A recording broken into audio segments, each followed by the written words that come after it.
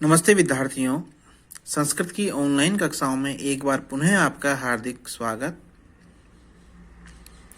प्रिय विद्यार्थियों, प्रस्तुत पद्य में अपन अध्ययन करेंगे चूंकि अपन वर्तमान में धन की जो महत्ता है उसके बारे में प्रस्तुत पुस्तक में अपन अध्ययन कर रहे हैं।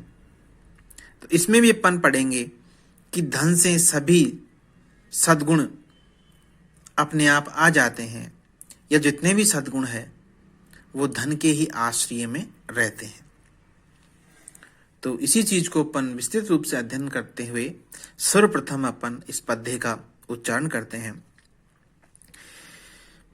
यस्यास्ति वित्तं स नरकुलीन स पंडित स श्रुतवान् गुणज्ञे स एव वक्ता स च दर्शनीय सर्वे गुणा कांचनमाश्रयन्ति। इसका अन्वय देखिए।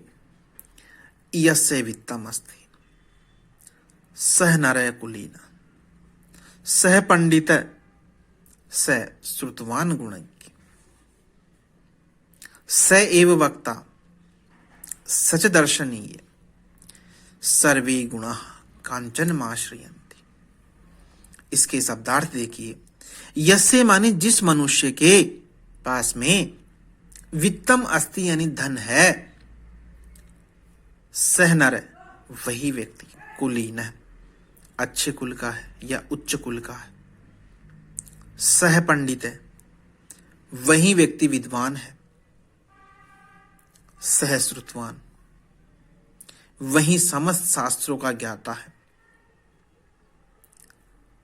स एव गुणज्ञ वही गुणों को जानने वाला है, स एव वक्ता वही मधुर भाषण देने वाला, सच दर्शनीय है और वही दर्शन करने के योग्य भी है, क्योंकि सर्वे गुणा जितने भी गुण है इस संसार में वो सारे के सारे कांचनम धन में ही आश्रयंती आश्रय लेते हैं, शरण लेते हैं। इसमें बता रहे हैं कि जिस व्यक्ति के पास बहुत सारा धन है वही व्यक्ति उच्च कुल का माना जाता है, वही व्यक्ति विद्वान भी माना जाता है, वही शास्त्रों का ज्ञाता भी माना जाता है, वही गुणों को जानने वाला, वही अच्छा वक्ता, वही दर्शनीय भी माना जाता है। इसका कारण भर्तृहरि जी अंत में बता रहे हैं कि ऐसा इसलिए होता है क्योंकि इस संसार में जितने भी गुण हैं ये सारे के सारे गुण धन के ही आश्रय में रहते हैं। तो जो धनवान है उसके पास सारे के सारे गुण अपने आप ही आ जाते हैं। इसलिए हमें भी जीवन में सदुपायों से धनार्जन का प्रयास करते रहना चाहिए। अगले पद्य में हमें भर्तृहरि जी बता रहे हैं विनाश के कारण, कि किस चीज की कमी से या किस चीज की अधिकता से कौन सी चीज का विनाश होता है। इसमें बहुत सारी चीजें दी गई है जिनकी अधिकता से या जिनके अभाव से वो विनाश का कारण होती है। तो इसको अपन विस्तृत रूप से अध्ययन करते हैं।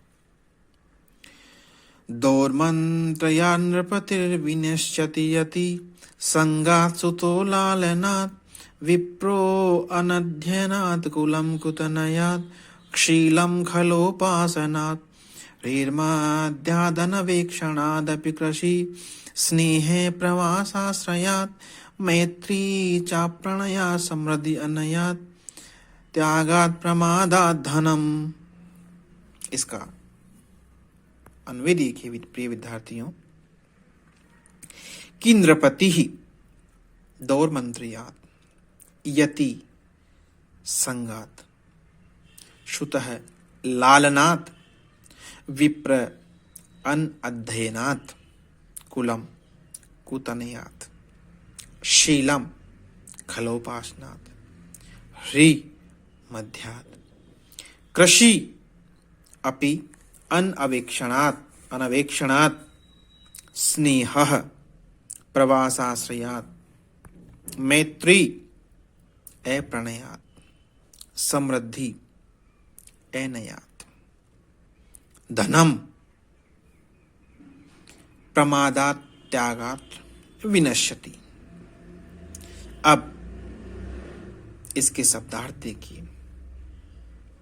नृपति यानी राजा, दौर मंत्रियात् मन दुष्ट मंत्रियों के कारण राजा भी संकट में पड़ जाता है या नष्ट हो जाता है।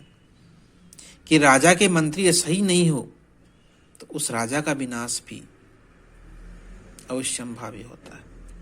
यते ही संगात, जो सन्यासी होता है वो संगत करने से, सुतः जो बेटा होता है वो लालनाथ अधिक लाड़ प्यार से बिगड़ता ही है।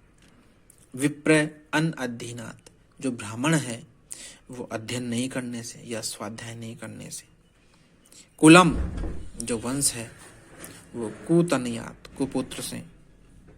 शीलम, जो सदाचार है वो खल उपासनात्, मानी दुर्जनों की शुश्रूषा करने से या उनकी संगत करने से। ह्री, जो लज्जा है वो मध्यात् मानी नशा करने से। कृषि अपि यानी खेती भी अनवेक्षणात्, देख रेख न करने से। स्नेह, जो प्रेम है वो प्रवासाश्रयात्, विदेश में बस जाने से। मैत्री च, और जो मित्रता है वो अप्रणयात्, समान प्रेम न रखने से। समृद्धि, जो ऐश्वर्य है वो अनयात्, अनीति से। धनम, जो धन है वो प्रमादात् त्यागात्, असावधानी पूर्वक खर्च करने से। विनश्यति यानी नष्ट हो जाते हैं। तो इसमें भर्तृहरि जी बता रहे हैं कि राजा है, उस राजा के यदि मंत्री अच्छे नहीं होंगे, अच्छी मंत्रणा देने वाले नहीं होंगे तो उस राजा का विनाश अवश्यंभावी है। सन्यासी संगत करने से बिगड़ जाता है। बेटा जो होता है वो अत्यधिक लाड़ प्यार करने से बिगड़ता है। ब्राह्मण है वो स्वाध्याय न करने से। वंश कुपुत्र से नष्ट हो जाता है। और जैसे ही जो सदाचार है वो दुर्जनों की शरण में जाता है तो वो भी नष्ट हो जाता है। जो लज्जा होती है वो नशा करने से नष्ट हो जाती है। खेती भी देख रेख नहीं करने से नष्ट ही हो जाती है। प्रेम विदेश में बस जाने से नष्ट हो जाता है। मित्रता समान प्रेम न रखने से नष्ट हो जाती है। ऐश्वर्य अनीति से नष्ट हो जाता है। और जो धन है वो असावधानी पूर्वक यदि अपन खर्च करेंगे तो वो भी नष्ट हो जाता है। इसलिए इन सभी का हमें उचित ख्याल रखना चाहिए।